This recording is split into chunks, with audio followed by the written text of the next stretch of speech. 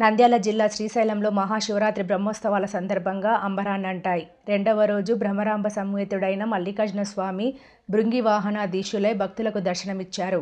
శ్రీశైలం ఆలయ విద్యుత్ దీప కాంతులతో మిరుమిట్లు గొలుపుతూ భక్తులను ఆకట్టుకుంది. ఆలయంలో ఉదయం నుంచి రాత్రి వరకు అర్చకులు, వేద పండితులు ప్రత్యేక పూజలు నిర్వహించారు.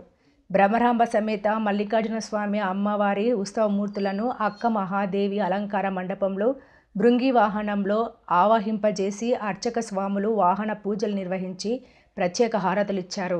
అనంతరం శ్రీ స్వామి అమ్మవారి ఉత్సవమూర్తులను విద్యుత్ దీపకాంతుల నడుమ కన్నుల పండుగగా గ్రామోత్సవానికి తరలి వెళ్ళగా రాజగోపురం గుండా భృంగి వాహనాధీశులైన స్వామి అమ్మవార్లను ఊరేగింపుగా బాజా భజంత్రీల నడుమ బ్యాండ్ వాయిద్యాలతో అంగరంగ వైభవంగా శ్రీశైలం పురవీధుల్లో విహారించేందుకు భృంగి వాహనంపై స్వామి అమ్మవార్లు విహారిస్తుండగా భక్తులు అధిక సంఖ్యలో పాల్గొని కనులారా దర్శించుకొని కర్పూర నీరాజనాలు అర్పించారు.